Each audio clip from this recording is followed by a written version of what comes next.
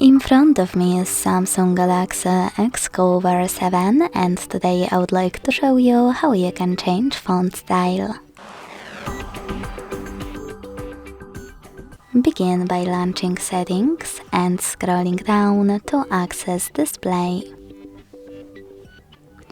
Then tap on Font Size and Style. Click on Font Style and tap on one of those available fonts to apply the best one. As you can see, after that, style of my text has changed. If you wish to try something else, you can access the same settings and this time click on Download Fonts. Now install the best one for you by clicking on this icon next to it or tapping on it and hitting Install. When you're ready, go back to Font Style Settings and apply your new font by clicking on it over here.